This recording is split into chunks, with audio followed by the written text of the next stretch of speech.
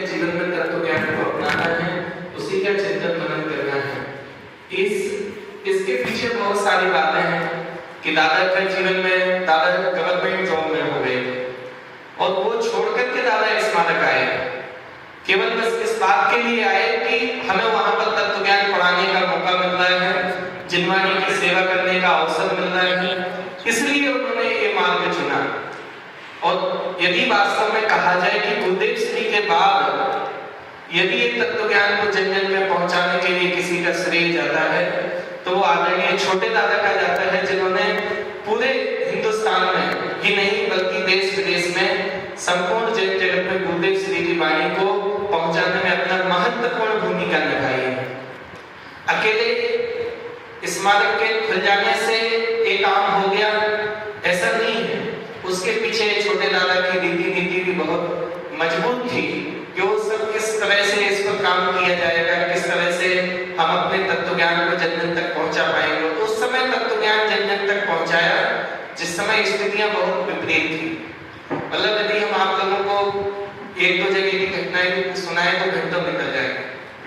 दादा के साथ बीना में घटना घटी, सहारनपुर में घटना घटी, कई जगह उनके साथ मतलब ऐसे ही आसानी से तत्व ज्ञान जो आज हमारे हाथ में है और हम जितनी सरलता से इस चीज को अध्ययन कर रहे हैं, उसके पीछे छोटे दादा वगैरह जो उस पीढ़ी के विद्वान हैं, उन्होंने जिन कठिनाइयों को सहन किया वो बहुत मतलब उन्होंने उस समय बहुत कठिनाइयों को सहन किया।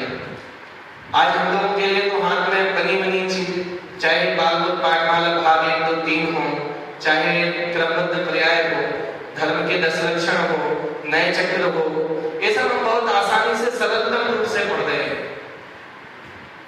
दादा ने इनके हिंदी अखबार किए और बहुत सरल से सरल समय सार की टीका लिखी, समय सार के ऊपर समय सार अनुशीलन, प्रवचन सार अनुशीलन छोटे दादा ने लिखे, जिससे जन जन तक ये तत्व ज्ञान सरल से सरल भाषा में पहुंच सके। इस तरह से दादा ने का जीवन बहुत मतलब प्रेरणादायक रहा है और हमारे जीवन में भी छोटे दादा के हम बहुत सी, चाहे 24 तीर्थंकर स्तवन हो, चाहे सिद्ध पूजन वगैरह हो, हम किन्हीं न किन्हीं रूपों में छोटे दादा के अलग उस समय तो जो पुस्तकें हैं तो वो तो है ही, चाहे धर्म के 10 लक्षण हो, नए चक्र हो, भागवत पाठमाला हो, विकलांग ज्ञान हो, वो तो हम पढ़ते ही हैं, लेकिन उसके अलावा भी हम दैनिक जीवन में भी दादा की स्तुतियों का पाठ करते हुए उन्हें निरंतर स्मरण करते हैं। और वास्तव में दादा ने जो काम किया वो काम तो बहुत दुर्लभ है और हम भी उनकी छत्र छाया में रह करके थोड़ा कुछ अंश यदि कर सकें तो ये वास्तव में सच्ची श्रद्धांजलि होगी और उनके पुण्यतिथि पर सच्चा स्मरण होगा। अकेले हम बैठ करके हम तो बात कर लेंगे और सुन लेंगे, उससे दादा का स्मरण हो जाएगा, ये कोई बड़ी उपलब्धि नहीं है। वास्तव में उपलब्धि तो वो है जो उन्होंने काम किया, उस काम पर हम कैसे आगे बढ़ते हैं, उस काम को हम कैसे आगे बढ़ाते हैं, वो हमारी जिम्मेवारी है। हमारी जिम्मेवारी मतलब आपकी, हमारी तो है ही, उसमें आपकी भी जिम्मेवारी है।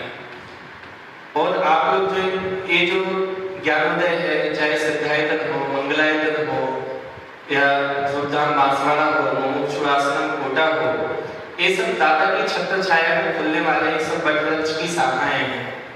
और हमारे जो गुरु हैं उन सबके भी गुरुनाम गुरु हमारे छोटे दादा ही रहे हैं। जो कुछ हमने अपने गुरुओं से सीखा, उन्होंने छोटे दादा से सीखा, वही हम लोगों को सिखाया है। तो हमारे ये जीवन में ये दायित्व है कि हम इस तत्व ज्ञान पर अपने जीवन को अमल करें और अपने जीवन को इस तत्व ज्ञान से निर्मल करें, तो ये हमारा जीवन सार्थक है। और वास्तव में यही छोटे दादा के प्रति सच्ची श्रद्धांजलि है। और मैं ज्यादा नहीं बोल करके मैं चाहता हूँ कि मैं भाई साहब रंजन जी भाई साहब के बहुत अनुभव है, हम कभी साथ में बैठते हैं तो बहुत सारी बातें हम लोग हमको शेयर करते हैं कि किस तरह से हम कहाँ बहुत सारी बातें हैं।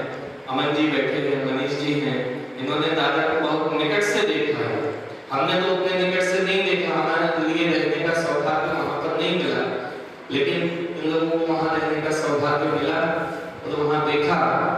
तो विशेष तो बात हम सब उनके ही मुखारबिन से सुनेंगे। अभी अपनी बात बता सकते हैं।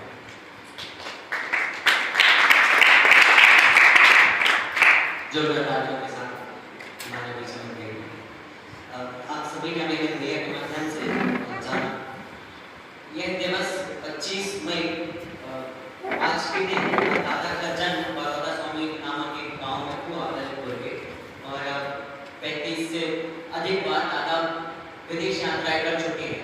100 से अधिक कृतियां हैं उनकी, छोटी बड़ी कृतियां जो हम सबके बीच में उपलब्ध है, और जिनकी सर्वाधिक कृतियां पढ़ी जाती हैं ऐसे हमारे बीच में दादा थे। अभी वक्तव्य क्रम में अगले वक्ता के रूप में मैं बुलाना चाहूँगा। उसके पूर्व आप सभी को छोटी सी सूचना देनी थी कि आप सभी से, जैसा कि आप सभी को पूर्व में बताया गया था कि जिसको दादा के संबंध में उद्गार व्यक्त करने हैं या बदलाना है तो वो सभी पूर्व में नाम दे देंगे। अब आपके बड़प्पन के कारण नाम अभी आना चालू हुए हैं, तो हम आपसे निवेदन करते हैं कि सभी वक्ताओं के पश्चात आपका उद्बोधन रखा जाएगा, तो आप सभी एक जिनको भी नाम दे रहे हैं उन्हें पर्सनल दे देगा। अभी बच्चे को बुला लेना बीच में। विलंब न करते हुए अभी बुलाना चाहूँगा द्वितीय वक्ता के रूप में ज्ञानोदय सिद्धांत महाविद्यालय के दीक्षक के रूप में पद पर विराजमान आदरणीय शोलक भैया को जोरदार तालियों के साथ उनका स्वागत करेंगे।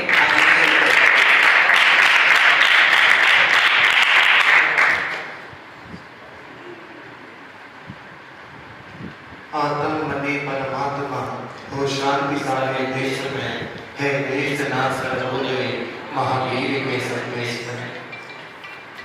आज हम आदरणीय दादा के द्वितीय पुण्य स्मृति में यहाँ पर उनके व्यक्तित्व पर चर्चा कर रहे हैं। हम उनके व्यक्तित्व पर चर्चा तो कर रहे हैं, लेकिन उनके व्यक्तित्व को देखा जाए तो इतना विशाल व्यक्तित्व है कि उन्होंने जिस भी क्षेत्र में अपने कदम रखे, जिस भी क्षेत्र को उन्होंने चुना उस क्षेत्र में सफल रहे। प्रबंधन का कार्य हो, लेखन का कार्य हो, अध्ययन अध्यापन का कार्य हो, कहीं पे भी गए वहां पर उन्होंने अपनी अमूल ऐसी छाप छोड़ी कि वो आदर्श के रूप में हमारे लिए वहां पर विराजमान हो गए। जब भी उन्होंने छात्रों के लिए प्रेरणा से कुछ बात कही, हम लोग तो ज्यादा अपन लोग तो नहीं मिले, जब यहाँ पर आए तो उसी समय में जब द्रोणगिरी का सबसे पहला प्रशिक्षण शिविर लगा तो वहीं में सबसे पहले दादा को वहां पर हमने देखा, और समझ लो ऐसा लगता था उस समय में जब दादा का नाम सुनते थे तो जैसे अपन बॉलीवुड में भी समझते हैं कि सेलिब्रिटी को देख रहे तो बहुत बड़ी चीज हो गई, वैसे उस समय में था कि दादा को देख लिया तो बहुत बड़ी चीज हमने देख ली।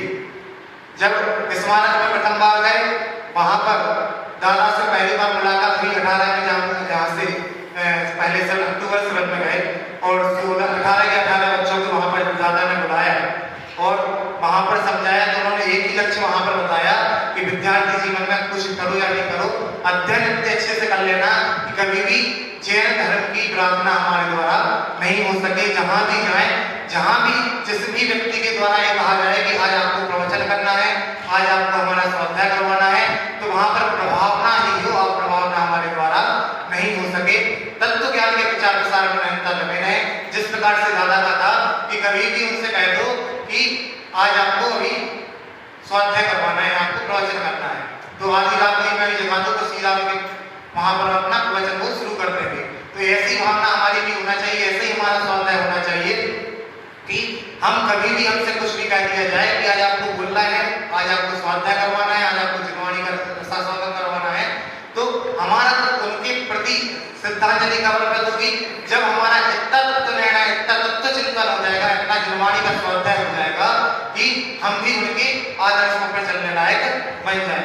तो उनके जीवन से सीखने लायक कोई चीज है तो वही आदर्शत्व है कि जिस प्रकार से उन्होंने तत्व ज्ञान के ऊपर विशेष प्रभाव दिया है।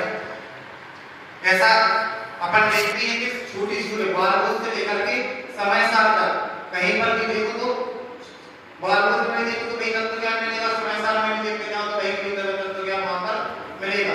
बस गहराई में अपने को घुसना है कि कितने गहराई में अपन जा सकते हैं। बालबोध में सीखेंगे तो वही छोटे लेवल पे मिलेगा आपको, और समय साल में कहीं सीखने जाएंगे तो बड़े लेवल पे मिलेगा। लेकिन उतनी ही सरल भाषा में उन्होंने बालबोध में भी लिखा, उतनी सरल भाषा में समय साल में लिखा। ऐसे ही हम भी सरल से सरल भाषा में जैसा भी सीखने को मिले तत्व ज्ञान को सीखें, स्वाध्याय करें और उनके जीवन से एक चीज को सीखें कि जैसे उन्होंने निरंतर अपने सिद्धांत की भावना में अपना संकल्प किया है और एक संकल्प बनाया कि हम जितने विद्वानों को पितामह इसलिए कहे जाते हैं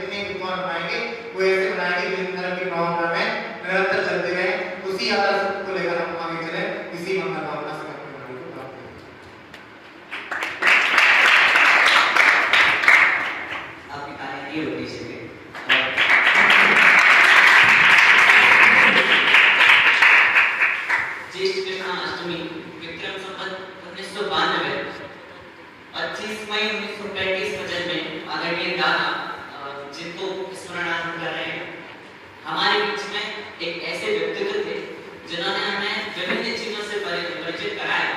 उनके क्रमबद्ध पर्याय को आज हम लोग जिस प्रकार से समझ पाए, उनके ऊपर कहीं न कहीं दादा का एक महत्वपूर्ण लेखन था जिसे हम क्रमबद्ध पर्याय के ऊपर पढ़ते हैं।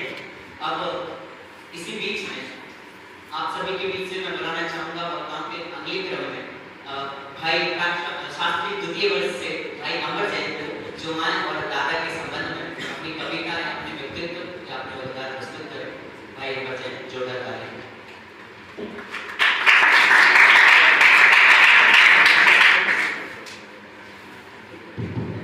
ओम नमः शिवाय।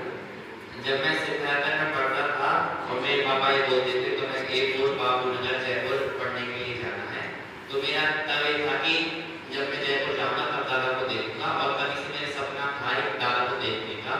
और लेकिन इतना था, मुझे पता था कि हाँ मैं दादा को देख लूंगा। लेकिन उसके बाद फिर जब मैं यहाँ ज्ञान में आ गया और उसके बाद फिर जब वो एक साल निकलने हो गई, तब लगने लगा कि मैं दादा को देख पाऊंगा कि नहीं देख पाऊंगा, क्योंकि जयपुर जाना हो नहीं पा रहा है और दादा यहाँ में देखते नहीं है। तो फिर बहुत ज्यादा ऐसे ठीक अंदर से इच्छा होने लगी थी कि मैं दादा को देख पाऊंगा कि नहीं।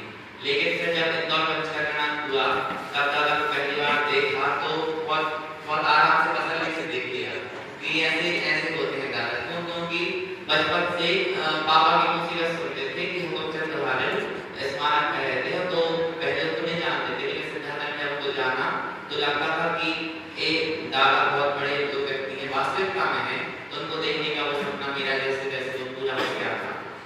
दादा इतने महान क्यों हो गए? ऐसा नहीं है कि सिर्फ वो गुरुदेव जी के से प्रभावित होकर उन्होंने धर्म की रुचि लगी।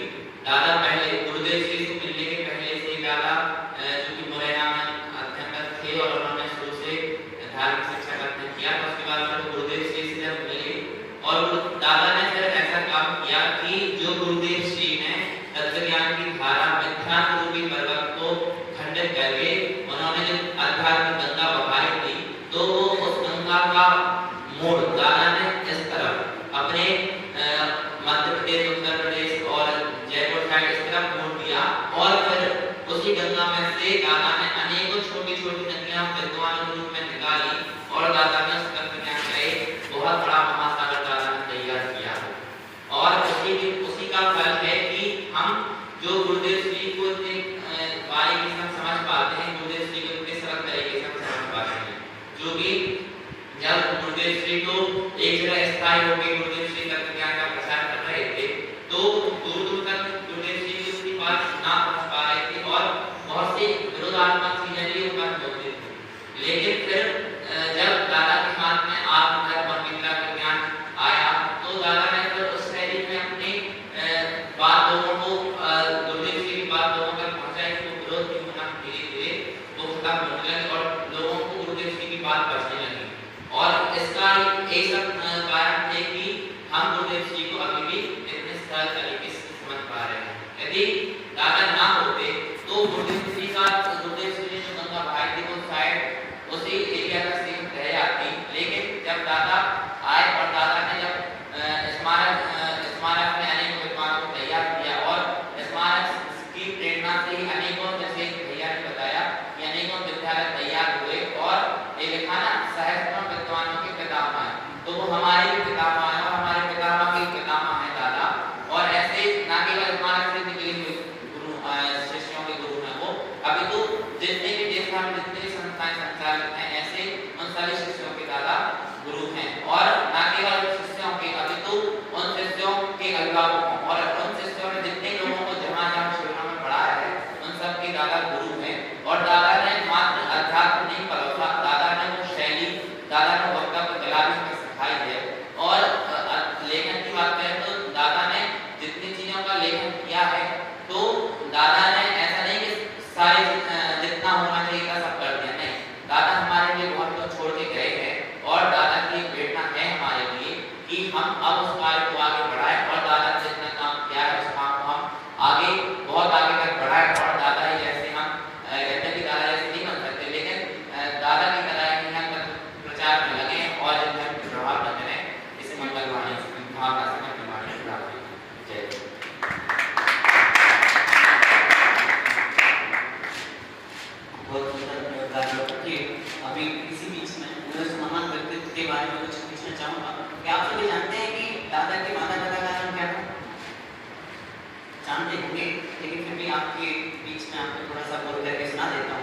कि उनके पिताजी का नाम श्री हरदास जी और माता का नाम पार्वती बाई था।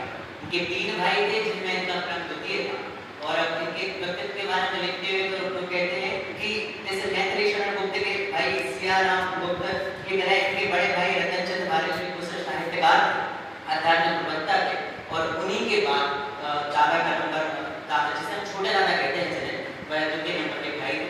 और इसके पश्चात अब अग्रिम क्रम में हमारे मंच से अतिथि विद्वानों के क्रम में मैं बुलाना चाहूँगा दादा के इस धन्य जन्मदिन के अवसर पर जिनका आज जन्मदिन है, ऐसे हम सबके प्रिय आदरणीय आदर्श प्रिय को जोरदार तालियों के साथ उनका स्वागत करेंगे।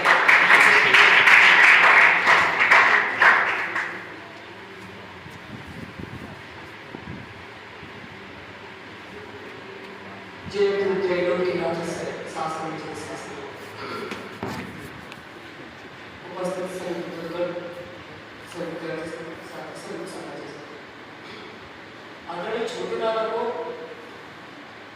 वास्तविकता में मैंने एक ही बार बताया, वो भी उतनी दूर से जितनी दूर से कोई गैर मुख्यमंत्री को दिखता है। मैंने दादा को वास्तविकता में ना मैंने वीडियो का परिचय बना, ना मैंने सच कहूँ मैंने वीडियो प्रवचन को छोड़कर ना मैंने सामने से सुना, लेकिन हाँ दादा को समझने की कोशिश की उनकी किताबों के माध्यम से। और सिर्फ इतना ही समझ में आया कि दादा ने हमें ये सिखाया कि सोचना क्या है, दादा ने हमें ये सिखाया सोचना कैसे है।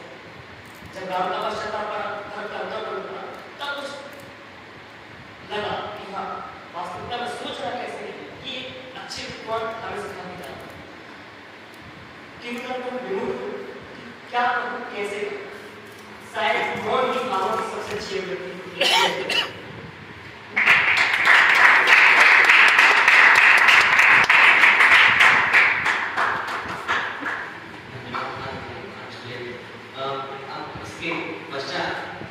जो होना है सो नक्की है, बात है पक्की है। ऐसे क्रमबद्ध पर्याय का सिद्धांत हमें जिन्होंने समझाया, उस क्रमबद्ध पर्याय का अध्ययन कर हमारे बीच में शास्त्रीय प्रथम वर्ष से जो इसी वर्ष जिन्होंने एडमिशन लिया है उस क्रमबद्ध पर्याय का स्वरूप बताने के लिए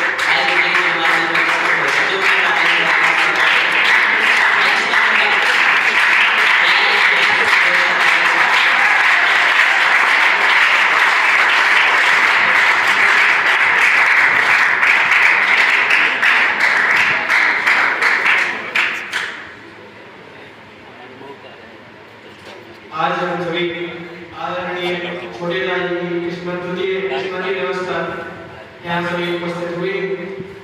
जैसा कि अभी वैसे जब उनके बारे में मालूम नहीं है कि इसी बार हमने उनकी क्रमबद्ध पर्याय लिखी है, उस क्रमबद्ध पर्याय हमने पढ़ी है। तो क्रमबद्ध पर्याय क्रमबद्ध है, निश्चित है, जो माना है सुनिश्चित है। मतलब सबकी क्रमबद्ध है। और उन्होंने एक अनुपेक्षा 321, 322, 323 लिखी है। जब जैसे मेरे से जय बिहार नबी काला की राग जय नियना जब बाबा अहम गाँव। इसी प्रकार हमने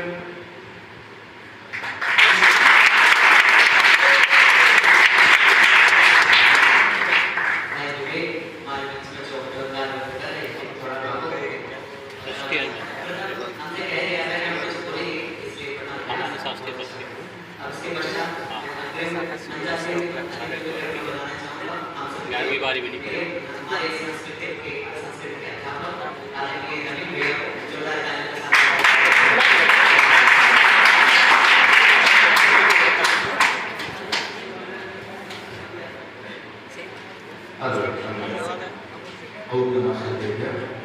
संतप्त मानस शांत हो जिनके गुणों के कारण उनके वर्तमान महान के जीवन बनाए। दादा का यह मंगलाचरण प्रत्येक सभा के प्रबंध में हुआ करता था। सन 1835 में ललितपुर जिले के बड़ौदा स्वामी ग्राम में दादा का जन्म हुआ था। 25 मई का वो दिन था जिस दिन दादा का जन्म हुआ था। अनेक विशेषताएं थी दादा की, जैसा कि आपने आज के दिन देखा होगा। एक पोस्टर बहुत प्रचलित है आज के दिन में, उसमें दादा की पूरी विशेषताओं का उल्लेख किया गया है। कुल 28-29 विशेषताएं जहाँ तक मैंने देखी उस पोस्टर में बताई गई हैं। बहुत सारी विशेषताएं हैं।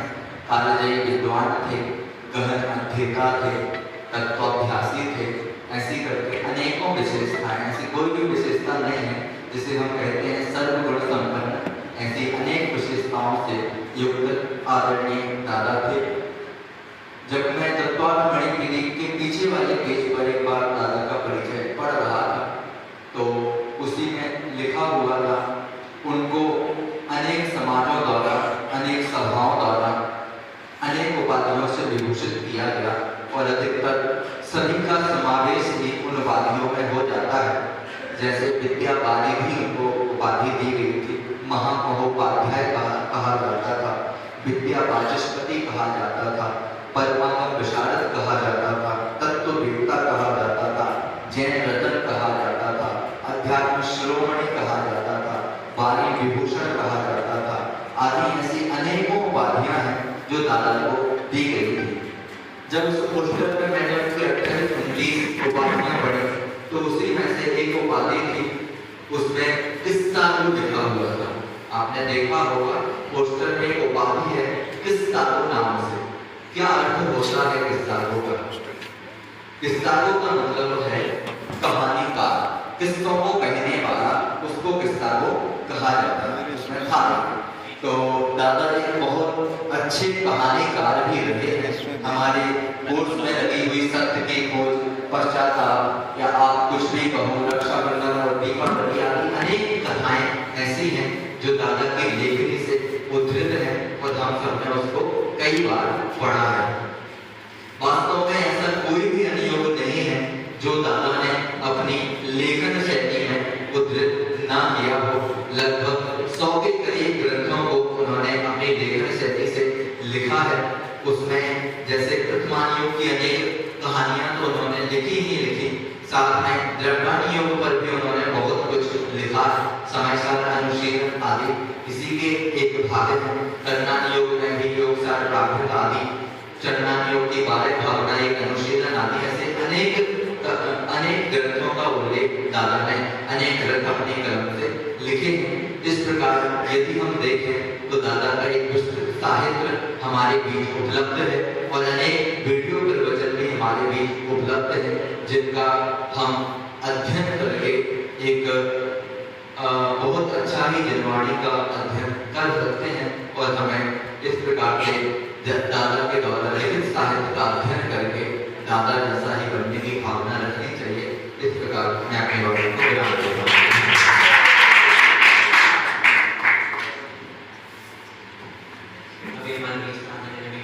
दादा के सम्मान में हम सबको बताया। इनके गांव में विद्यालय नहीं था, इस कारण से 5 किलोमीटर दूर दूसरी गांव में नदी पार करके जाते थे। इस प्रकार से इनके संघर्ष की कहानियां और आप जीवन का व्यक्तित्व पढ़ेंगे और इनके व्यक्तित्व पर भी उन्होंने PhD करके रखी है। तो अगर आप पढ़ेंगे तो आप उनसे सीखेंगे दादा का संघर्ष, तो दादा का धर्म प्रचार का योगदान और इस प्रकार से समझेंगे। दादा का प्रवचन आप सभी यदि सुनेंगे तो आपको पता चलेगा कि कठिन से कठिन बात को सरल से सरल भाषाओं में कैसे समझाया जा सकता है। ये हमने दादा से ही सीखा है।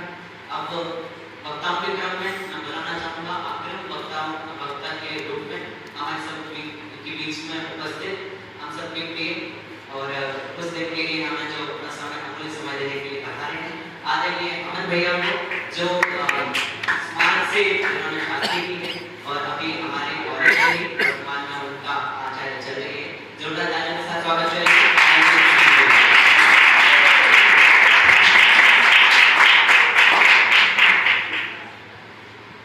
आज हम सभी उपस्थित हैं आदरणीय छोटे दादा द्वितीय प्रोफेसर जिन्हें डॉक्टर हुकुम चंद भारे नाम से कहा जाता है। आप सबने ये तो सब सुन लिया कि उनका जन्म कहाँ हुआ था। आपको पता है एक जन्म से पहले की घटना है। उनके पिताजी जब एक मेले में गए थे और एक मेले में एक पंडित जी प्रवचन कर रहे थे और उनका प्रवचन सुनकर उनके पिताजी को भाव आया। अभी उनकी शादी नहीं हुई थी उनके पिताजी की, उनको भाव आया कि मेरी शादी होगी, यदि मेरे पुत्र होंगे तो मैं उनको शास्त्रीय विद्वान बनाऊंगा जो ऐसे प्रवचन कर सके। मतलब उनके पिताजी ने कि हम उनको ऐसा शास्त्रीय विद्वान बनाएंगे। दादा के संबंध में बहुत कुछ कहने को है और बहुत कुछ प्रेरणादायक बातें हैं तो जानने लायक है। दादा के गुरुदेव श्री का जब अंतिम दाह संस्कार हुआ था, उस दाह संस्कार में दादा ने शपथ ली थी कि जब तक इस शरीर में रक्त की एक भी बूंद बाकी रहेगी तब तक मैं तत्व प्रचार करूंगा। इतना दृढ़ निश्चय व्यक्ति थे दादा। एक बात उन्होंने कही थी अंतिम सभा में कि आज गुरुदेव श्री चले गए और पैसे को धूल कौन कहे। बहुत उच्च दृष्टिकोण थे दादा के और बहुत सारी बातें बताए, जैसे दादा की हाजिर जवाब, एक विद्वान को कैसा होना चाहिए। आप दादा इसके सशक्त उदाहरण थे कि विद्वान का हाजिर जवाबी होना बहुत जरूरी है। एक जगह वो प्रवचन करने गए और प्रवचन बहुत अच्छे हो रहे थे, लोग बहुत प्रभावित हुए उनके प्रवचन सुनकर। बहुत सारे लोग आने लगे, कुछ लोगों को बड़ी जलन हुई, अरे ये इनके प्रवचन सुनने के लिए बहुत सारे लोग आए हैं। तो उनको ऐसा लगा कि कुछ ऐसा किया जाए जिससे प्रवचन में भीड़ कम हो जाए। एक व्यक्ति बीच में खड़ा हुआ और दादा से पूछने लगा कि पंडित जी जो आप बात कह रहे हो तो सही है, पर एक बात का उत्तर दीजिए, विधवा विवाह होना चाहिए कि नहीं होना चाहिए। प्रसंग चल रहा था आत्मा से परमात्मा बनने का, लेकिन बात छेड़नी थी कि भैया विधवा विवाह होना चाहिए कि नहीं होना चाहिए। और प्रश्न बड़ा ज्वलंत रहा, यदि हाँ किया जाए तो भी देखकर और यदि ना की जाए तो भी देखकर। तो बड़ी दुविधा वाला था। यदि हमसे कोई पूछता ना और गारंटी से कहते हम पेज में फंस जाते, लेकिन दादा तार्किक बुद्धि के धनी थे। उन्होंने जो जवाब दिया मेरे को बार बार स्मरण आती प्रसन्नता होती है। उन्होंने कहा कि महावीर भगवान तो ये कहते हैं ना विधवाओं का विवाह होना चाहिए ना सदवाओं का विवाह होना चाहिए, और जिनने किया है उन्हें छोड़ देना चाहिए। इतना हाजिर जवाब उत्तर देते थे दादा। दादा एक सिद्धांत जो कि उन्होंने गुरुदेव जी से एडॉप्ट किया था, no reply is best reply. Jabalpur के एक बार वो गए थे सभा में और उनका अहिंसा पे व्याख्यान, अहिंसा पे व्याख्यान आप सबने सुना हो, पढ़ा हो, बहुत प्रसिद्ध व्याख्यान था। तो दादा प्राय अहिंसा का व्याख्यान हर जगह करते थे। तो जबलपुर में विशेष रूप से एक व्याख्यान के लिए उनको बुलाया। क्या हुआ, कुछ लोगों ने कहा इनका व्याख्यान सुनेंगे लोग तो लोग इतनी हो जाएंगे, तो कैसे करके के व्याख्यान को रोकना है। तो कुछ लोग प्रवचन के कुछ समय पहले से पहुंच गए, 10-20 लोग इकट्ठा हो गए और जोर जोर से नमोकार का पाठ करने लगे। दादा आए, 5 मिनट हुए, 10 मिनट हुए, उस व्याख्यान को सुनने के लिए उस समय के तत्कालीन कलेक्टर, एसपी सब कुछ लोग उपस्थित थे। उन्होंने दादा से कहा मुझे बाहर पिटवाए क्या, तो दादा ने कहा कुछ नहीं। 1 घंटे तक उन्होंने जोर से नमोकार का जाप किया और वो उठकर चले गए। तो फिर लोगों ने निवेदन किया दादा से कि अब आप प्रवचन करिए। तो दादा ने कहा प्रवचन तो हो गया। अरे आपने तो एक शब्द भी नहीं बोला और आप कह रहे प्रवचन हो गया। उन्होंने कहा इससे अच्छा प्रवचन क्या होगा कि उन्होंने हमको उकसाने का प्रयास किया, उन्होंने हमारे ऊपर ये सब कुछ किया, कहते एक शब्द भी नहीं बोला, इससे अच्छा अहिंसा का प्रवचन क्या हो सकता है। जो बातें हम नहीं समझा सकते वो बिना बोले समझा सकते। मतलब बहुत सारी जीवन की प्रेरणादायक बात। दादा अपने बचपन की घटना सुनाया करते थे कि एक बार खेलते खेलते में एक मित्र ने बेईमानी कर ली। तो उन्होंने बड़े शब्द बोला था, बड़ा प्यारा। उन्होंने कहा था मुझे तुम्हारे साथ नहीं खेलना। जो व्यक्ति खेल में ईमानदार नहीं हो सकता वो जीवन में क्या ईमानदार होगा। तो कहा जो खेल में ईमानदार नहीं वो जीवन में ईमानदार नहीं हो सकता। एक बार वो किसी परीक्षा की बात सुनाते थे तो एक बार वो एक परीक्षा देने गए और परीक्षा में जो पेपर आया था, एक लैंग्वेज का पेपर होता था, गुजराती लैंग्वेज का किसी का पेपर था। वह पेपर पूरे रूम में से कोई आता, तो सभी लोग उनको ताक रहे थे, तो लिखते जा रहे थे। तो जो परीक्षा को हैंडल करने वाला टीचर था उसने कहा दादा से भैया आप इन सब लोगों को भी बता दो, इनको कुछ नहीं आ रहा है। दादा ने बोला कि आप शिक्षक होकर चीटिंग करने की प्रेरणा दे रहे हैं तो आप शिक्षक नहीं हो सकते। और उन्होंने कहा कि मैं किसी भी कीमत पे किसी को कोई चीटिंग नहीं कराऊंगा। यदि आपको कुछ बताना हो तो मैं अपना पेपर देकर आपको सौंप के चला जाता हूँ, आप बता देना। कभी भी जो अपने लौकिक जीवन में नैतिक जीवन में लौकिक जीवन में नैतिक होता है वही धार्मिक होता है। बड़े पंडित जी ने प्रसिद्ध बात है, नैतिक व्यक्ति ही धार्मिक हो सकता है। नैतिकता के बिना धार्मिकता का जन्म नहीं हो सकता। लेकिन और बहुत सारी बातें हैं। आप जब आज के युग में यदि विद्वानों की इज्जत है तो दादा के कारण है। दादा प्राय हमसे कहा करते थे कि देखो तुम ऐसे विद्वान बनना कि सेठिया तुम्हारा थैला होता है, ऐसे विद्वान नहीं बनना कि तुम सेठियों का थैला होता है। क्योंकि मैंने उन विद्वानों को देखा है इंदौर में जो सेठ जी थे सर से उनके पास भी 2-3 विद्वान रहा करते थे। लेकिन दादा ने कभी किसी की दास्ता स्वीकार नहीं की। उन्होंने कहा था हम गणतंत्र की गादी पर बैठने वाले कहते थे प्राय कि बेटा तुम उस गादी में बैठोगे, वो गणतंत्र की गादी है और उस गणतंत्र की गादी में बैठ के जब तुम प्रवचन करोगे तो नीचे एसपी भी बैठेगा, कलेक्टर भी बैठेगा। ये उतनी ऊंची गादी है, इसे बार-बार तुमको शास्त्री करने में प्राउड फील होना चाहिए, कोई गिल्टी फील नहीं होना चाहिए। बहुत सारे लोग शास्त्री करते हैं, भैया कोई पूछता क्या कर रहे हो तो आवाज तो निकलती नहीं, शास्त्री कर रहे हैं होता है। क्योंकि लोगों को पता नहीं शास्त्री की डिग्री क्या है, क्योंकि लोग इसको बीए की डिग्री के रूप में तो जानते हैं पर बीए को संस्कृत में शास्त्री कहा जाता है। ये सब प्राय 99% लोगों को नहीं पता होता। तो जब भी हमसे कोई पूछता है क्या कर रहे हो तो शास्त्री कर रहे हैं। लेकिन दादा ने कहा जब भी ये दोनों शास्त्री कर रहे हैं तो आपको गर्व महसूस होना चाहिए। वो अपने पुराने प्रवचनों में बात कहा करते थे कि देखो तुम शास्त्री बन जाओगे, तुम्हारे नाम के आगे पंडित लगेगा और तुम्हारे नाम के पीछे शास्त्री लगेगा। और पता है हमारे पहले प्रधानमंत्री का नाम था पंडित जवाहरलाल नेहरू और दूसरे प्रधानमंत्री का नाम था लाल बहादुर शास्त्री। तो 2 प्रधानमंत्रियों का नाम लेके जा रहे हो तो बहुत ऊंची पोस्ट पे हो। दादा से लोग प्राय कहते थे कि हम अपने बच्चे को भर्ती तो कर देंगे पर उसका भविष्य क्या होगा। तो दादा प्राय अपने प्रवचनों में इस बात को दोहराया करते थे कि तुम उसमें भविष्य क्या होगा, अरे इनका भविष्य सिद्ध दशा होगी। जब मान लिया सिद्ध दशा होगी और क्या भविष्य होगा। तो दादा कहते थे यदि तुम अपने बेटे को इंजीनियर बनाओगे तो वनवास हो जाएगा ऑल टाइम के लिए, क्योंकि किसी को पुल बनाना है तो वहां जाना पड़ता है और वो देखना पड़ता है, उसका आजीवन वनवास है। अगर डॉक्टर बनाओगे तो सारी घटना सुनने जैसी है। तो प्राय बार-बार हर शास्त्री विद्वान को बार-बार ऐसी घटना सुना के मोटिवेट करते रहते थे कि कभी भी शास्त्री करते समय तुम्हारे मन में विचार नहीं आना चाहिए कि यार हमने गलत कर दिया, गलत फंस गए और कुछ फील्ड में जाते तो और कुछ करते। दादा से लोग कहते थे कि आपकी जो वक्तव्य शैली है, जो आपकी लेखन कला है, यदि आप राजनीति में गए होते तो कुछ ऊंची पोस्ट पर पहुंचे होते। मुख्यमंत्री तो बनी जाते, प्रधानमंत्री तो बनी जाते। तो कहते थे उनसे, एक दादा कहते थे कि आज मैं जिस पोजीशन पे हूँ, आज मैं झलवाड़ी माता की जो बात कर रहा हूँ, आज मैं अपने जीवन से पूर्णतः संतुष्ट हूँ और मुझे इससे अच्छा कुछ नहीं चाहिए। वो कहते थे प्राय कि सुनो मेरा वो विद्वान श्रेष्ठ है जो सुबह उठकर आत्मख्याति पढ़ाता हो। शकुंतला की कमल नामने वाले विद्वान को मैं अपना श्रेष्ठ विद्वान नहीं मानता। लोग पूछते थे कि आपके इतने विद्वान हो गए, इतने शिष्य हैं, तो कौन सा शिष्य आपके लिए श्रेष्ठ है कि जो शकुंतला की कमल नामने वो नहीं जो आत्मख्याति पढ़ाए।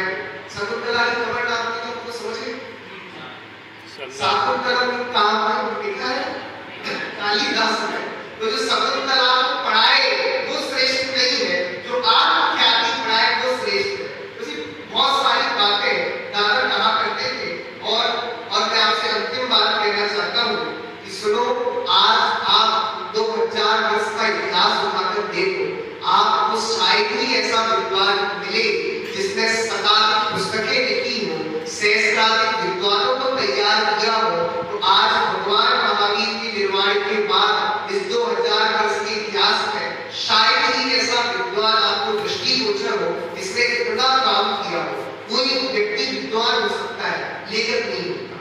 बोलो, दादा विद्वान भी थे, लेखक भी थे। कोई व्यक्ति विद्वान भी हो सकता है, लेखक भी हो सकता है, तो प्रबंधक नहीं हो सकता। दादा प्रबंधक भी थे। कोई व्यक्ति विद्वान भी हो सकता है, लेखक भी हो सकता है, पर कहानीकार नहीं हो सकता। वो कहानीकार भी थे, कविताकार भी थे। साहित्य की ऐसी कोई विधा नहीं है जिस पर उन्होंने काम ना किया हो। आप देखो, पूजन लिखा, विधान लिखा, शतक लिखी, यात्रा वृतांत तक लिखा है। आपने दादा की किताब पढ़ी हो, आत्मा ही है शरण। उन्होंने विदेशों की पूरी यात्रा लिखी है कि विदेशों में जाकर कैसे कैसे तत्व विचार किया। इस तरह आप कुछ भी कहो। और दादा सबसे अलग विद्वानों में इसलिए थे क्योंकि उनका चिंतन सबसे अलग था। आपको दादा का चिंतन देखना हो तो दादा के धर्म की 10 लक्षण की पुस्तक पढ़ लेना, तो आपको पता चलेगा कि दादा का चिंतन कितना अनमोल था, वो कितने गहरे चिंतन थे। एक बार हम दादा के कमरे में वैसे जब हम पढ़ते थे तो दादा के कमरे में जाने से बड़ा डर लगता, देखते डर लगता था। एक तो मेरा पीछे दोस्त था, उसने जबरदस्ती धक्का दे दिया और मैं गलती से दादा के कमरे पर पहुंच गया। तो दादा बोलते, बताओ क्या काम है? तो मैंने कहा कोई काम नहीं। फिर एक प्रश्न था कि दादा एक प्रश्न है आपसे, आप ऐसे सोच कैसे करते हो, आप ऐसा चिंतन कैसे करते हो? तो दादा ने कहा कि चिंतन करना वो हमारी जन्मजात प्रतिभा है कि हम ऐसा चिंतन कर लेते हैं। और दादा एक बहुत सुंदर बात बोलते थे कि गुरुदेव ने हमें माल दिया, मार्केट दिया। क्या कहते थे? माल मतलब तत्व ज्ञान दिया, और सुनाने के लिए इतने सारे श्रोता और जनता तैयार की। और आज हम ये कहते हैं दादा ने हमें, गुरुदेव ने क्या दिया था? माल दिया था, मार्केट दिया था। दादा ने मार्केटिंग करने की कला सिखाई है।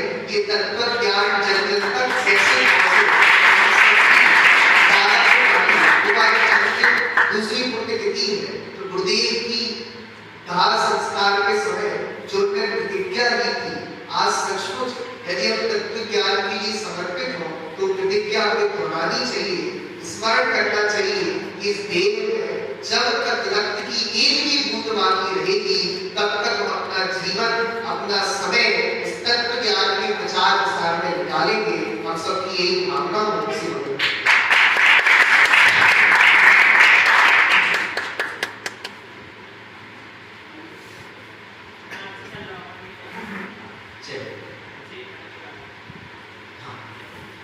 अभी आपने माननीय मुखिया के माध्यम से बहुत सारी बातों को समझा, और मई से मार्च तक का सफर जिसे हम सभी समझ रहे हैं, दादा के जन्म से लेकर, और ये अवसर अब अंतिम आखिरी क्रम में मैं श्रोताओं में से बुलाना चाहूँगा हमारे बीच में शास्त्री तृतीय वर्ष से भाई अभी को, जो हमारे बीच में उपस्थित होकर दादा के संबंध में उद्गार व्यक्त करेंगे और जोरदार तालियों के साथ उनका स्वागत करेंगे।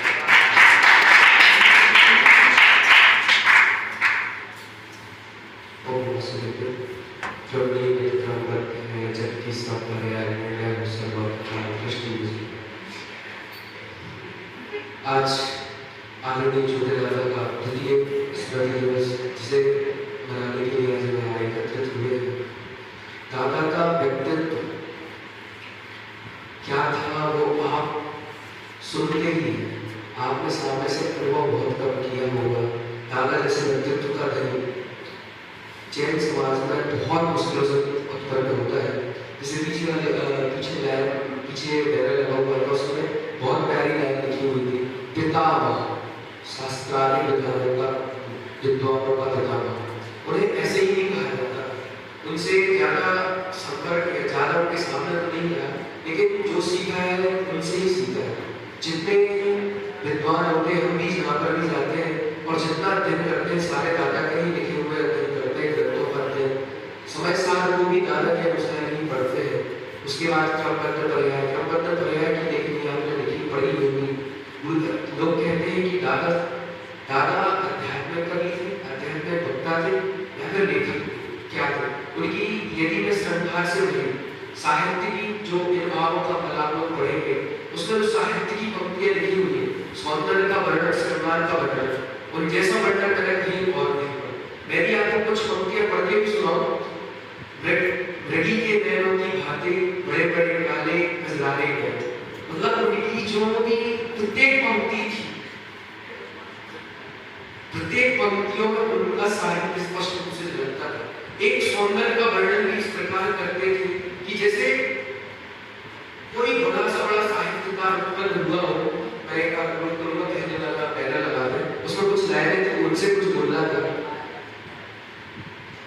इसके बाद तो दादा ने जो लिखा है, दादा को हम पढ़ते हैं, दादा के बारे में सुनते हैं, उनकी प्रत्येक पंक्ति में एक एक भाव पर भी हम जाए तो बहुत ही दृष्टि में इतना गहरा भाव होता है। जैसे कि समझता है कि द्वितीय कलश में लिखा हुआ है पर ब्रह्म से, तो प्रत्येक शब्द में द्वितीय जो कलश लिखा हुआ है उसमें लिखा हुआ पर ब्रह्म से, पर गुणों से, पर ब्रह्म की पर्याय से और स्वाद ब्रह्म की विकारी पर्यायों से भी। तो वहां पर एक पंक्ति पर भी बोला जाए ना, एक शब्द पर बोला जाए, एक शब्द पर भी 15-20 मिनट आराम से बोल सकते हैं। और उनका जितना अध्ययन था, शायद उनका अध्ययन कहीं पर किसी ने किया हुआ, जितना अच्छा साहित्य उन्होंने लिखा है किसी ने और लिखा हो। जैसे यहाँ पर ये लाइन लिखी हुई है, काल चक्र जब चल लेता है कई हजार साल, तब जाकर पैदा होता है चंद्र साल। अब इस पे कुछ पंक्तियां अगर बोलूं, काल चक्र जब चल लेता है कई हजारों साल, तब जाकर पैदा होता ऐसा लेखी निकाला, या फिर कहते ऐसा सरस्वती निकाला। हमारे लिए सदैव आइडल रहेंगे, सदैव उनके सेवा करने की भावना रहेगी। उन्होंने सब कुछ सिखाया, विद्वान से लेकर शास्त्री में भी सभा में बैठते हैं तो कैसे बैठते हैं, जो गर्दन की गाली है उसकी महिमा सिखाई, हमें हमारी महिमा सिखाई, लोगों को उसकी आत्मा की महिमा सिखाई कि हमारी आत्मा इतनी बड़ी है, इतनी प्रभावशाली है, आत्मा के बारे में बताया, ग्रंथों की महिमा सिखाई। ऐसे आदरणीय दादा हमेशा सदैव हमारे आइडल रहेंगे, हमारे आदरणीय।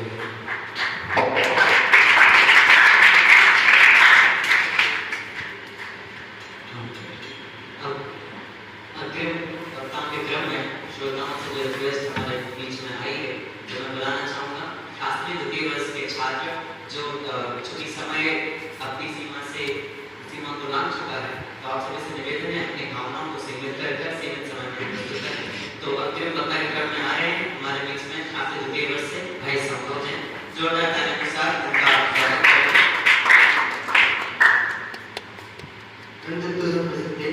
सम्मानीय बच्चे और तमाम उपस्थित सभी भावी भगवानों को मेरा श्रद्धा वंदन। जैसा कि यहाँ सभी ने चर्चा कर चुकी है दादा का कर्तव्य और व्यक्तित्व और कर्तव्य की चर्चा न करते हुए मैं थोड़ा अलग दृष्टिकोण से बात करूँगा कि मैं एक दादा को एक राष्ट्र सुधारक, एक कृतियों का अध्ययन करने वाला एवं इनसे एक विचार पर बात करूँगा, एक राष्ट्र निर्माता के रूप में दादा की बात करूँगा। तो सुनोगा देखें दादा को, तो वर्तमान में कृतियाँ चल रही हैं या पहले जो चलती थी उन कृतियों का वर्णन से पहले किसी ने विरोध किया तो जैन धर्म में लोगों को बताया कि दादा ने बताया, जैसा कि मैं जब क्लास में जाए तो उन्होंने दादा ने बताया वहाँ कि जो जातिवाद है, जातिवाद का सबसे पहले किसी ने विरोध किया तो जैन धर्म और एक बात बताने वाली दादा वहाँ कहा सब है जाति के रूप में एक जाति नहीं है, और व्यवहार में से कहा कि सभी मनुष्य एक जाति में हैं, एक जाति के हैं। सबसे पहले जातिवाद पर किसी ने विरोध किया तो वह दादा ने किया। और हम दादा की विचारात्मक शैली देखें तो दादा की विचारात्मक शैली को दादा उदाहरण भी हम देख सकते हैं।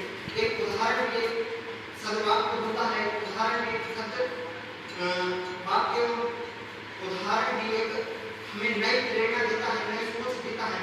हम उदाहरण को भी अपने जीवन में अपनाने का हमारा कल्याण हो सकता है। आप कोई भी उदाहरण कोई अपना पर्याय में से किसी भी उदाहरण को देख लो, एक दादा ने ऐसा व्यक्तित्व था दादा कि जब आज पंडित कोडल जी को नहीं देख पा रहे तो लोग देखा कि पंडित कोडल जी थे और सामने वाले लोग अगर आप उनसे पूछेंगे तो हम भी बता सकेंगे कि हमने उन दादा को देखा है जिनको आप आज पा रहे हैं, जिनको आप थोड़ा जैसा देखा है। इस प्रकार की बात कर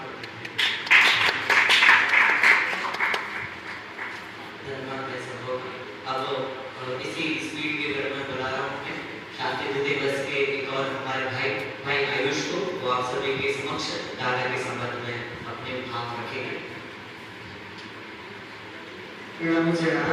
संतप्त मानस शांत हो जिनके माँ के गान में, बेवर्तमान महान जिन विचरे हमारे ध्यान में, दादा की मतलब दादा इतने अच्छे विद्वान थे कि उनके बारे में ना बोले तो बहुत दुख होता है कि आज नहीं बोल पाए तो फिर कब बोलेंगे, क्योंकि मेरे ही लाइफ में पहली बार थे और उनका इतना अच्छा व्यक्तित्व है कि उससे प्रभावित तो मैं ना देख के उनके काव्यों को साहित्य को पढ़ के ही हो गए थे। तो उनकी मतलब तत्व प्रभावना की इस भावना को रखते हुए किन्हीं कवि की दो पंक्तियां मेरे जहन में हैं, मैं बस वही प्रस्तुत करूंगा। जिनवाणी के इस तत्व प्रचार को मैं जन जन तक अंजाम दूंगा, जिनवाणी के इस तत्व प्रचार को मैं जन जन तक अंजाम दूंगा, और जो भी मेरा पुत्र होगा उसे हुकुम चंद्र भारत का नाम दूंगा, और जो भी मेरा पुत्र होगा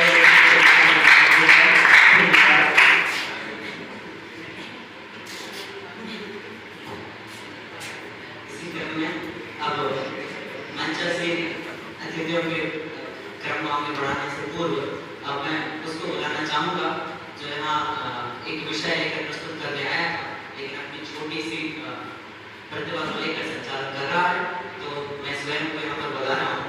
और मेरा विषय था दादा के उदाहरणों का सौंदर्य, क्योंकि मुझे विषय प्रस्तुत करना था, फिर मुझे अचानक से मौका आया, तो फिर मैं अपना विषय जल्दी प्रस्तुत करता हूँ। दादा के उदाहरणों का सौंदर्य, आप अगर उनके एक उदाहरण को देखें तो लगेगा कि जैसे कोई हमसे जुड़ी हुई बात चल रही है।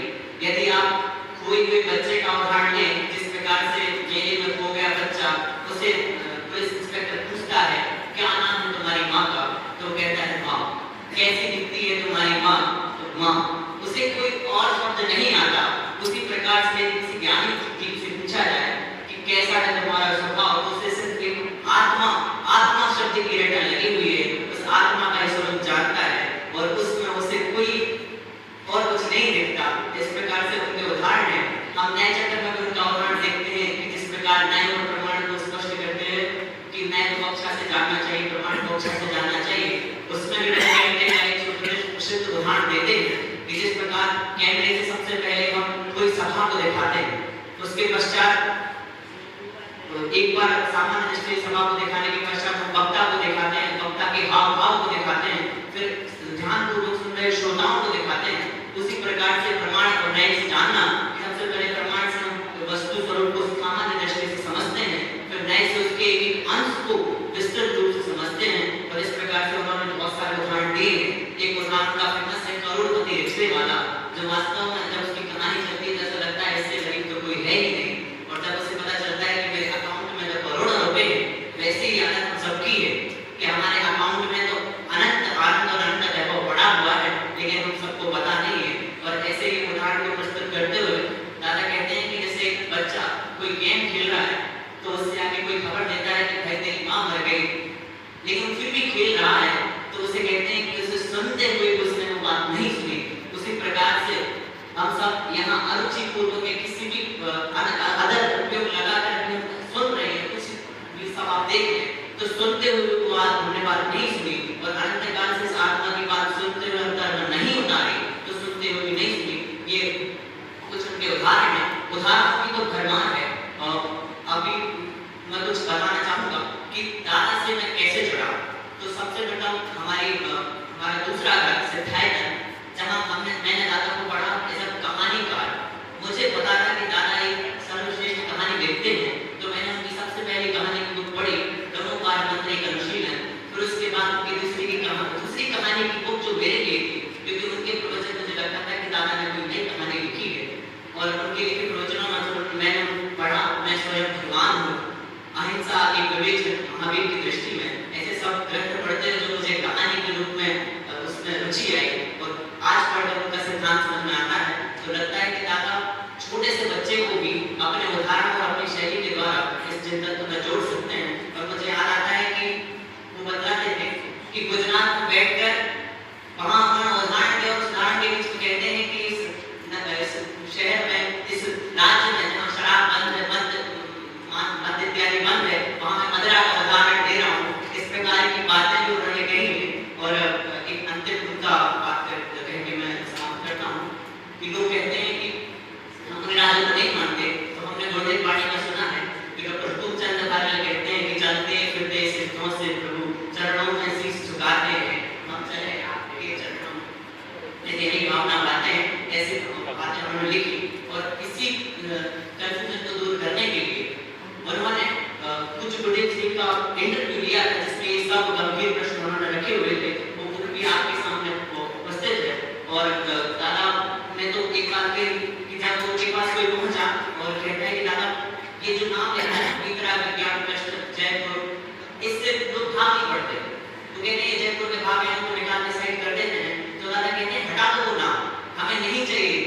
ये हमारा लक्ष्य होना चाहिए कि तत्व ज्ञान की बात जन जन तक पहुंचे। हमें जरूरी नहीं है कि हमारे ट्रस्ट का नाम हो, हमारे स्मारक का नाम हो या फिर किसी पर्सनल व्यक्ति का नाम हो। हम तो यह फिर किसी ने कहा कि नाम भी चेंज करने तो विषय तो सेम है। हमने कहा विषय को बांट दो और सरल कर दो और कठिन कर दो, जो करना हो कर दो। हमें नाम की इच्छा नहीं है, हमारा एकमात्र उद्देश्य तत्व ज्ञान को जन जन तक पहुंचाना है। इस प्रकार से दादा का व्यक्तित्व था और हम सभी भी उनके समान बने, ये मेरी भावनाएं हैं।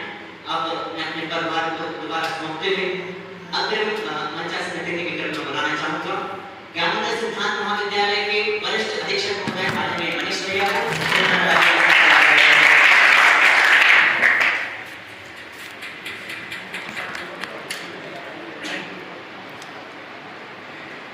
आदरणीय मंच, हमारे पूज्य दादा उनका 200 पुण्यस्मरण दिवस है और उस उपलक्ष्य में छोटा सा अनौपचारिक कार्यक्रम यहाँ पे चल रहा है। दादा का नाम लेने और उन पंक्तियों को याद ना किया जाए जो उनके पर्याय बन गए थे। संतप्त मानस शांत हो जिनके गुणों के गान में वे वर्तमान महान विचरे हमारे गान में। ये वो उनका पर्यायवाची नाम अथवा माने जब जब ये पंक्तियां याद की जाएं तब तब दादा याद आते हैं और जब जब दादा याद आते हैं तब तब ये पंक्तियां हमें याद आती हैं। वास्तव में दादा थे क्योंकि उन्होंने वो काम किया है जो बड़े बड़े दादा लोग करते हैं। वो दादा लोग क्या करते हैं वो नहीं मुझे पता, वो नाम आपको बताना है। वास्तव में तत्व ज्ञान के क्षेत्र में जो काम दादा ने किया है वो कोई अन्य कर नहीं सकता, ना हो तो ना भविष्य थी। और मुझे एक छोटा सा वाक्य याद आ रहा है, हमारे अमन भैया ने जो बताया था कि दादा ने जब गुरुदेव श्री की चिता जल रही थी तब वहाँ पर एक संकल्प लिया था कि जब तक मेरे बॉडी में खून का एक कतरा भी रहेगा तो तत्व ज्ञान का प्रचार मैं करूँगा। और इसी उपलक्ष्य में मुझे वो पंक्तियाँ याद आ रही हैं जो डॉक्टर विवेक जी ने लिखी हुई है। जिन धर्म से है प्यार तो बस भाव नाए भाई,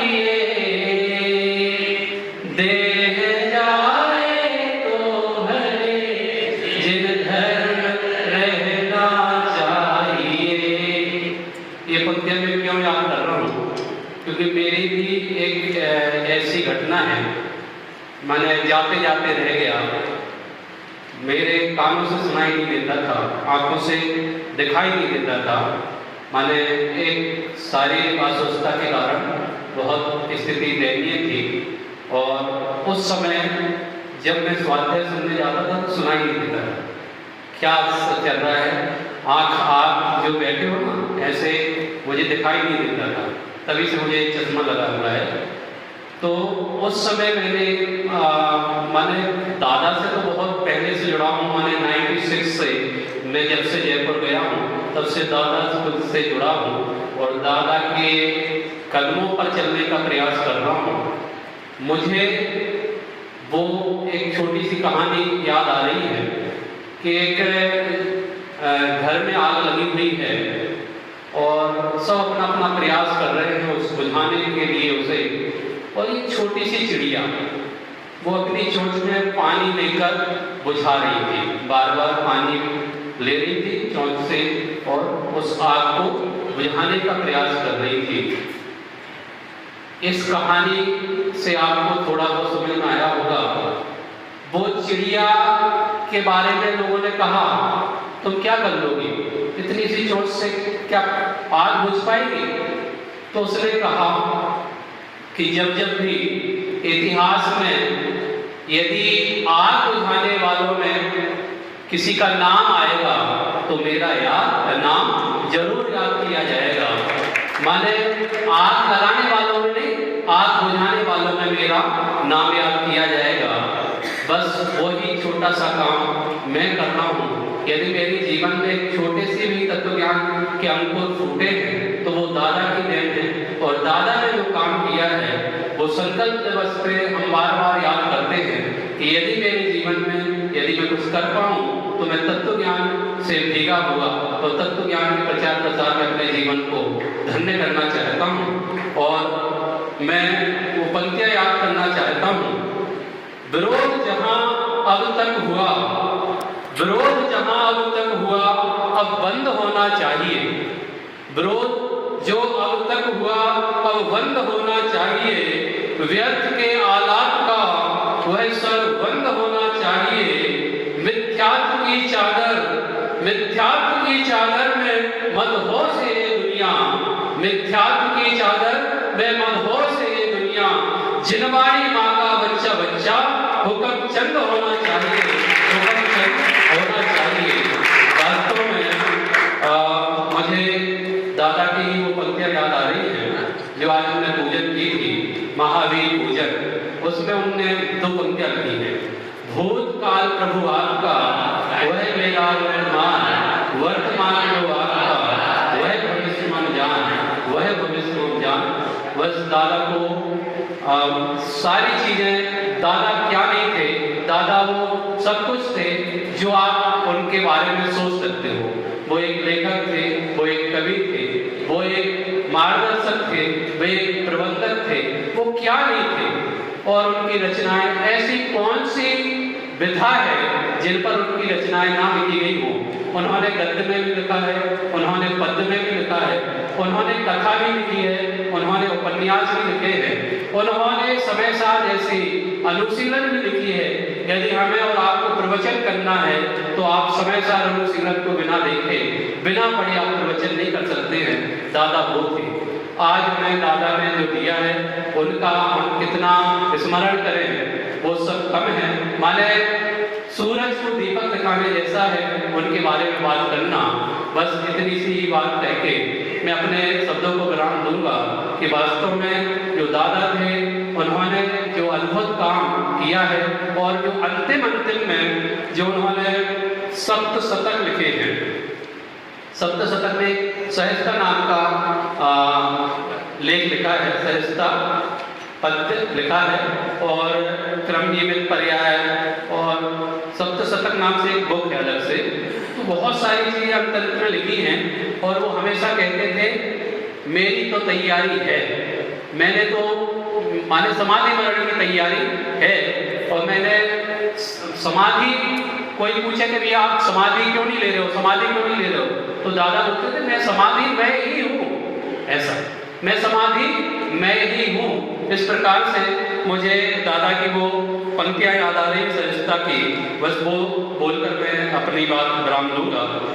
जगत का सभी परिणमन पूर्णता पूर्व सुनिश्चित है, नहीं करना है कुछ भी हमें क्योंकि वह पूर्ण व्यवस्थित है। अरे इस परम सत्य की स्वीकृति सहज सहजता है, यही है दर्शन ज्ञान चले ध्यान की सहज अवस्था है। सहजता जीवन का उल्लास, सहजता निर्विकल्प आनंद, सहजता श्वास और उच्छ्वास, सहजता ही है परमानंद। सहजता श्वास और उच्छ्वास, सहजता ही है परमानंद। इस प्रकार मैं अपनी बात को विराम देता हूँ।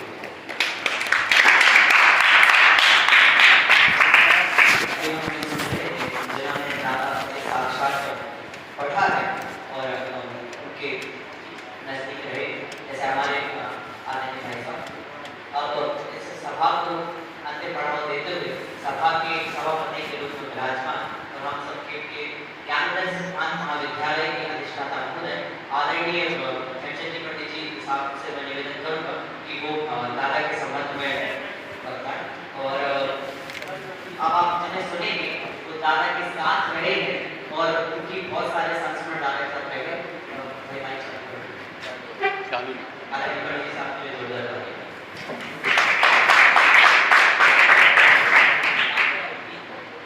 ओम नमः शिवाय। कहाँ नमः श्री वर्धमानाय भूत कल्याण सालोकानां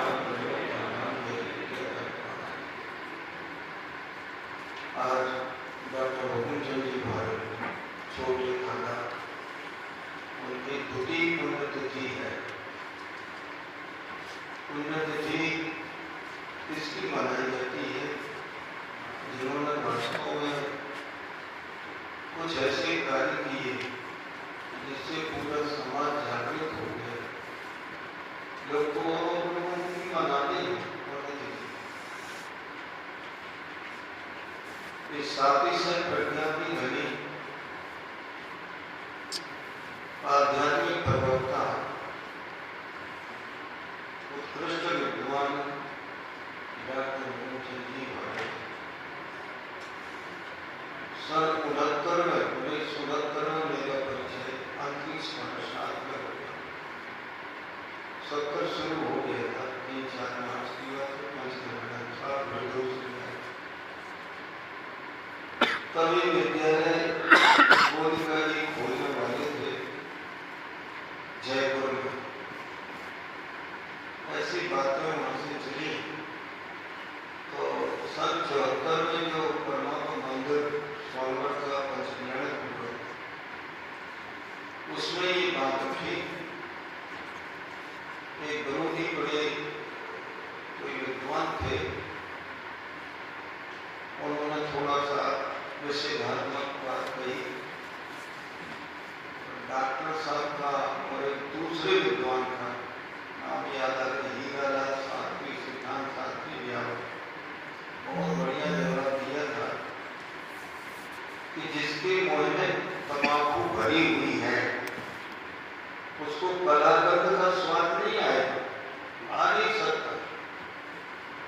ऐसे जिसने पहले से अपने अंदर में जो मिथ्या की तंबाकू भर रखी है बिना शास्त्र ज्ञान के और एक कहने जाए गतानुगतिक लोग उससे जो अपने आप को मानता है धर्मात्मा तो उसको ऐसा लगता है। डॉक्टर साहब ने भी बढ़िया जवाब दिया था और उस समय स्वामी जी विराजमान रहते थे। तो डॉक्टर साहब ने उस समय बात चलाई कि एक तीर्थ सुरक्षा ट्रस्ट होना चाहिए जिसमें जीवंत तीर्थों की रक्षा की जाए। ये जो सदस्य प्राणी है इनके लिए तो तीर्थ रक्षा कमेटी पहले से है, लेकिन जीवंत तीर्थ जो जिनवाणी है वो सिर्फ पत्रों में लिखी पढ़ी ना रह जाए, उस सबके विद्यार्थियों के ज्ञान में फिट हो जाए तो ये जीववाणी का प्रवाह निरंतर चलता चला जाएगा। और उससे बहुत सोच विचार हुआ तो जयपुर के जो नाम सुना होगा अपने बोधिका जी, पूर्णचंद जी बोधिका, वो आचार्य कल टोडरमल जी के वंशज जी थे। उनको भाव हुआ कैसे महत्वपूर्ण व्यक्ति की प्रभावित होकर, व्यक्ति से प्रभावित होकर मात्र गांधी स्वामी नहीं, बड़े बगड़ी जी, गणेश जी भरने, ये सब उनके उस मोक्षमान प्रकाशक से प्रभावित होकर और जैन धर्म का उद्योग किया इस काल में। पूर्व में गणेश जी भरने कई विद्यालय खोले, बहुत बड़े न्यायाचार्य थे, बल्कि जो मोराजी सागर में मानस्तंभ बना है उसमें आचार्य कल टोडरमल जी का फोटो क्यों ना वो लिखते हुए बताया जा रहा है। पर आज के कुछ साधु लोग कहते हैं वो तो अधूरा करते, उसको क्या पढ़ना, अरे उसको पढ़ेगा ना तो हमारा मिथ्या मिलेगा नहीं, समझे ना, ऐसा है। तो विद्यालय खोलने की बात चली, विद्यालय के लिए कौन संचालित कैसे करेगा,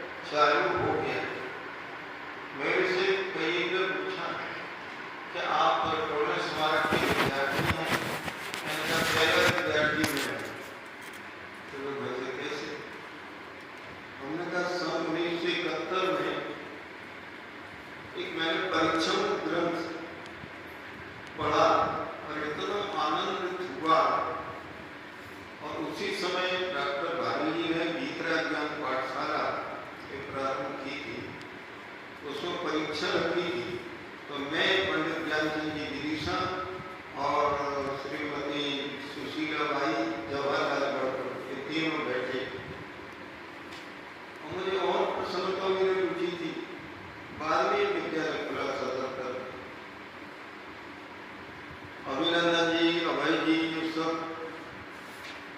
मेरे से भाई साहब जाने क्या, अरे अभय तो एमकॉम था, लेकिन उसको रुचि इधर थी, तो मैंने कहा जरूर जाना चाहिए, क्योंकि वो मेरे जैसे पथ पे चलने वाले थे।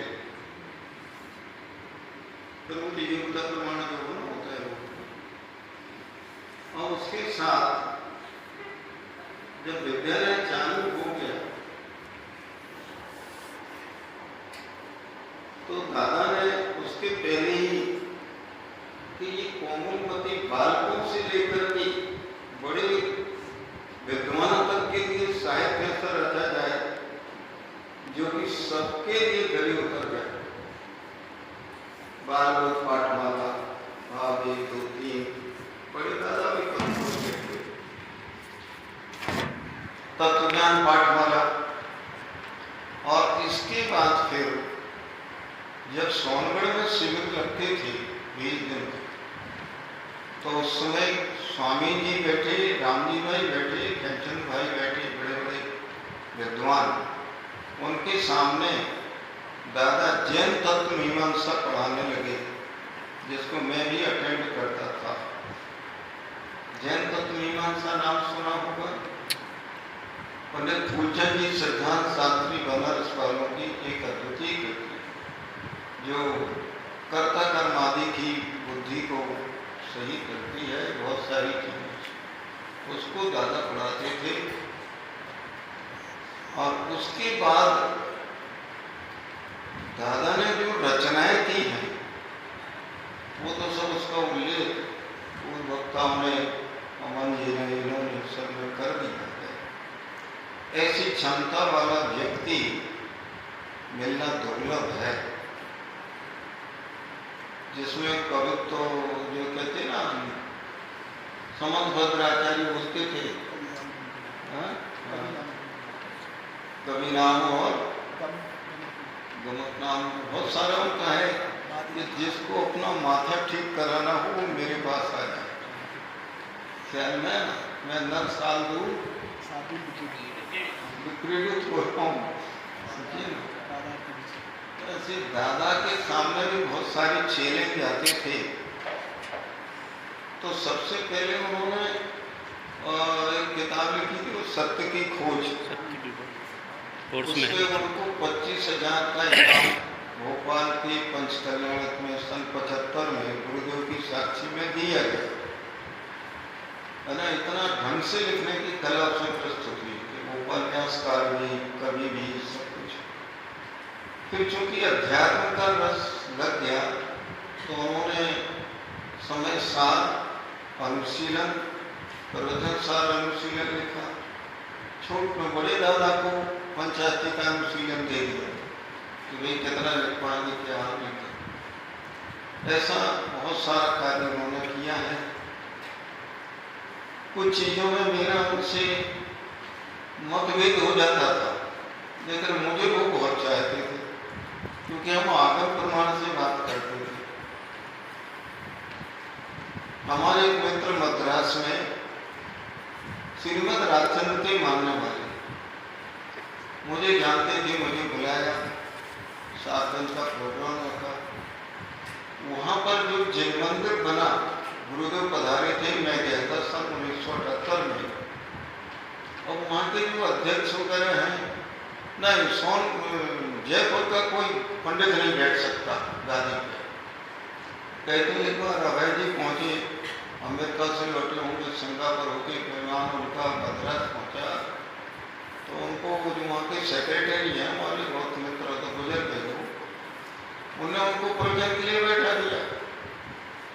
तो उनको पता चला, वो अध्यक्ष जो है, क्या नाम, कामदार, नहीं जयपुर का विद्वान नहीं चलेगा, चाहे जो भी हो।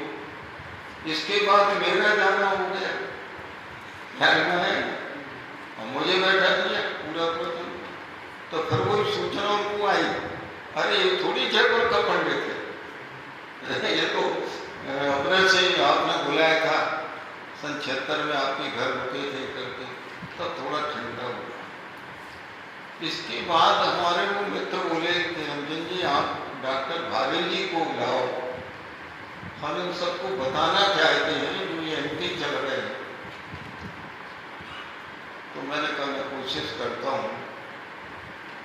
और 2007 में मैं डॉक्टर भावेल जी और उनकी धर्मपत्नी गंगा जी साथ गए प्लेन से, और अलग उसने हाल लिया था वहाँ पर पता चले 1 घंटे मेरा 1 घंटे करीब डाला। सारा जो मुख्य स्वाध्याय रसिक समाज है, यहाँ तक कि श्वेतम्बर आदि भी सब सुनने आते थे। उनका तो इतना कहना चाहिए प्रचार प्रसार हो चुका था कि प्रसिद्ध आध्यात्मिक प्रवक्ता थे ही वो। तो वो सज्जन नहीं आते थे जो मंदिर के बने बैठे हैं कहना जी प्रमुख। तो कई बार राम जी वाली गुरुदेव बोलते थे प्रमुख माने प्रमुख, समझते ना, तो उनको अपने हम में आ जाते हैं। फिर हम लोग दर्शन करने वहां जाते थे उस मंदिर, तो अपना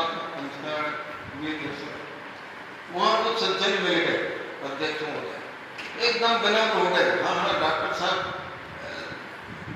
कल आपका प्रवचन होगा, आपका प्रवचन रखो यहाँ पे कल्याण। डॉक्टर बाहर अपने बाबू जी ने युगल जी ने कितनी तारीफ की है उनकी। तो मैंने अच्छा ठीक है। और वो सेक्रेटरी बोला मैंने समाज की स्थिति बता रहा हूँ मैं कि अभी घर पे जाएगा उसको अपने घर की मार पड़ेगी तो तुरंत बदल जाएगा। 15-20 मिनट बाद फोन आ गया, नहीं वो जो हमारा कर्म चलता है वही चलेगा। ऐसा है डॉक्टर भारी जी एक प्रकार से कहना चाहिए हम सब भाग्यशाली हैं कि इस निकृष्ट कलिकाल में उत्कृष्ट गीतरा जीवनी सुनने को मिलती है।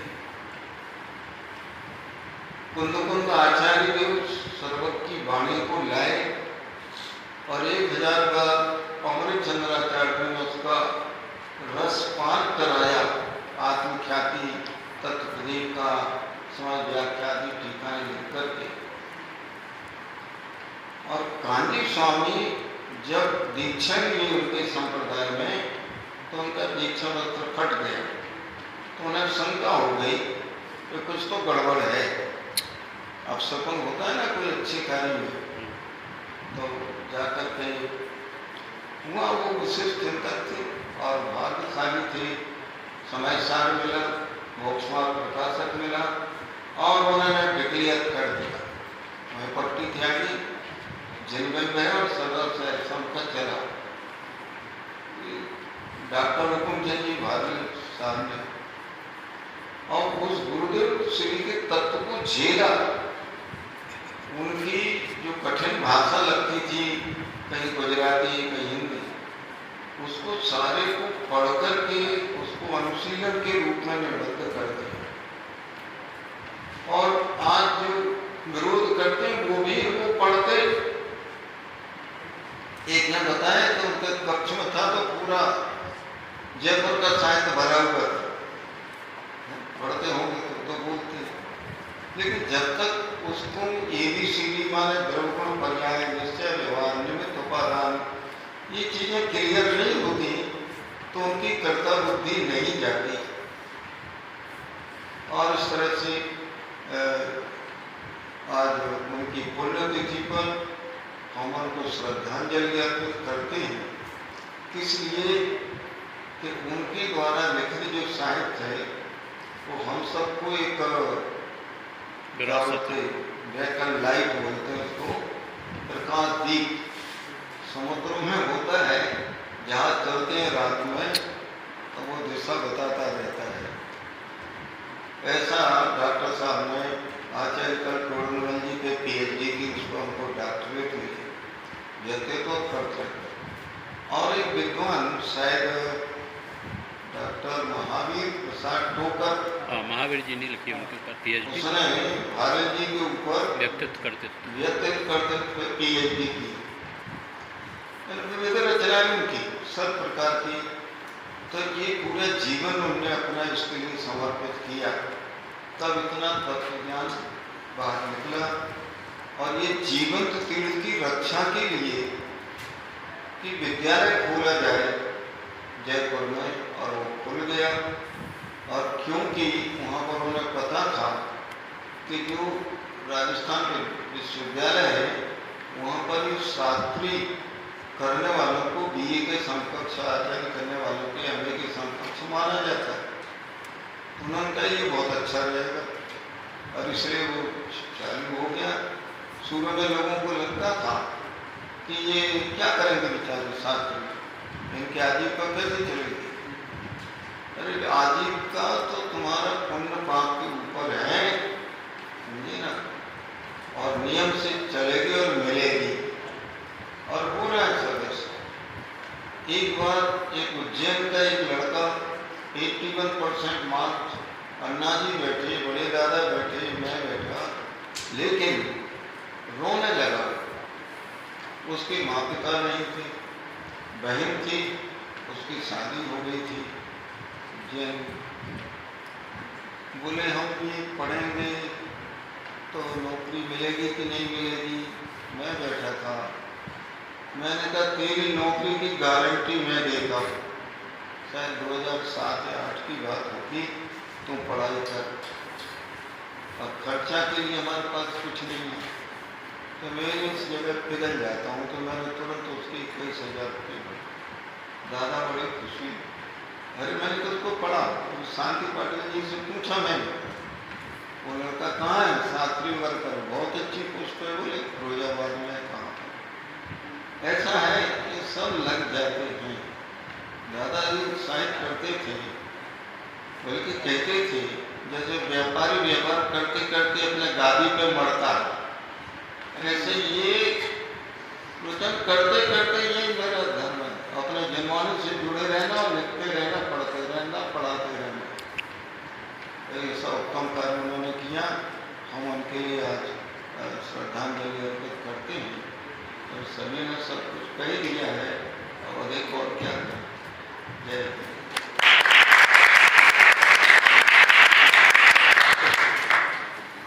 अभी अपने अध्यक्ष महोदय के माध्यम से आदरणीय दादा के संबंध में जाना, और मैं ज्ञानानंद सवाल दादा के द्वारा